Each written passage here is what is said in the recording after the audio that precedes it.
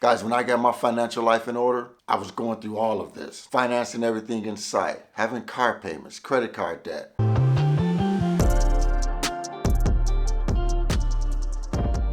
Hey guys, welcome back to the channel. First off, I need two favors. I need you to please like this video. The more likes the video receives, the more YouTube algorithm will recommend the video to more like-minded people like us.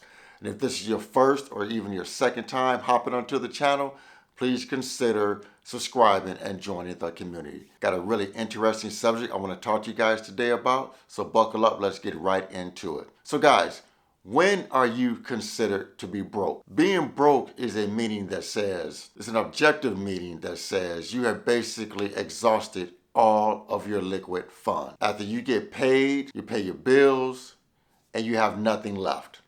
You're pretty much within a couple days of getting paid, 2 or 3 days of getting paid, you are anxiously waiting for the next pay cycle or paycheck. Guys, I hate when people say, I have a job. I'm not broke. Let me tell you ways you can tell if you are considered to be broke. First off, if you're living paycheck to paycheck, guys, you are considered to be broke. Once your money runs out when you get paid and you have no access to any type of liquid funds whatsoever, then you are considered to be broke. If you have to use a credit card to float you to the next paycheck, you are considered to be broke. If you have bills that you can't pay off, if you have a car payment you can't pay off, if you have a credit card debt that you can't pay off the next billing cycle and you're carrying debt and you're paying interest, then you are considered to be broke. And the number one cause of everyone being broke is consumer debt. Car payment, credit card debt, personal loans, payday loans, student loans, financing everything in your life, like cell phones, appliances, things of that nature. Guys, if you're doing any of these things, if you have any of these things going on in your life, then you are broke, guys. And the number one cause, again, is consumer debt. You have to get out of consumer debt, guys. As long as you carry consumer debt and you keep living above your means, you will stay broke and living paycheck to paycheck. You have to eliminate consumer debt. Guys, when I got my financial life in order, I was going through all of this. Financing everything in sight, having car payments, credit card debt. Hell, I even 13 years ago, even had a car repoed. Guys, but I got tired of living that way. I wanted more control of my financial life. Because when you live, like they say, hand to mouth, money comes in, money's going right out to bills, you are not in control. Your money is controlling you. You have to eliminate consumer debt. Consumer debt, eliminating consumer debt is a must. If you have any shape, if you're going to win with money in any way, shape, or form, you have to eliminate consumer debt, guys. That is a must. Because if you don't, you will live the rest of your life paycheck to paycheck and struggling. Guys, I took a 5-step process to get my financial life in order.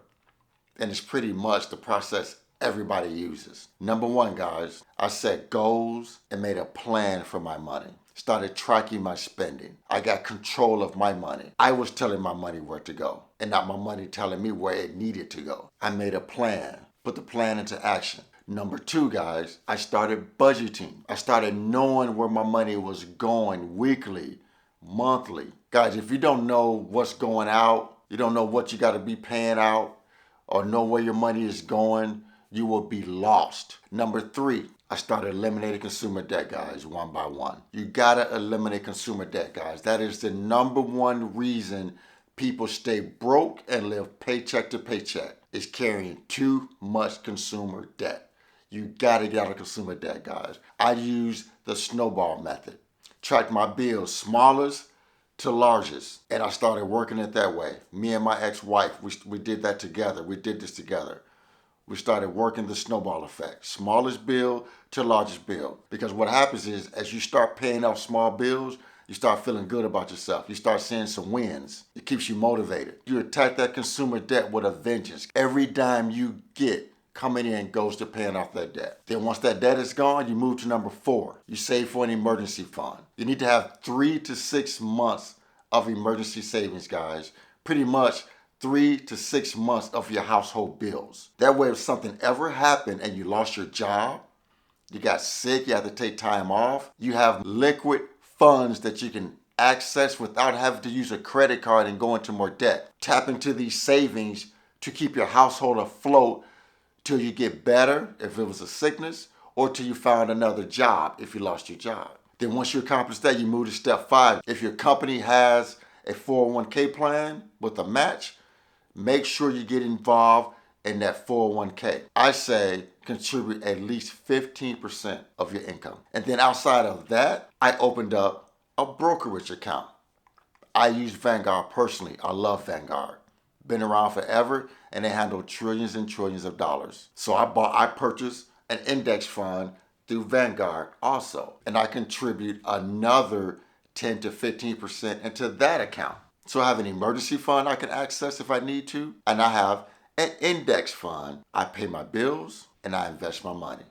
That's the way to financial freedom. If I can't pay cash for it, I will not purchase it. That's my mindset right now, guys.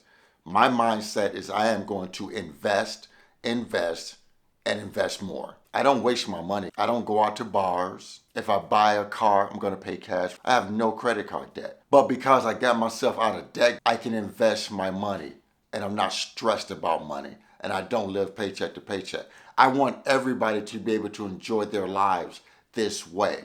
Guys, you can do this, but it takes commitment. You have to commit that you want better for your financial life. I hope this video was informative to you. Remember, please like the video so the information gets out to more people, and please consider subscribing to my YouTube channel. Once again, guys, financial decisions you make today will impact your financial life tomorrow.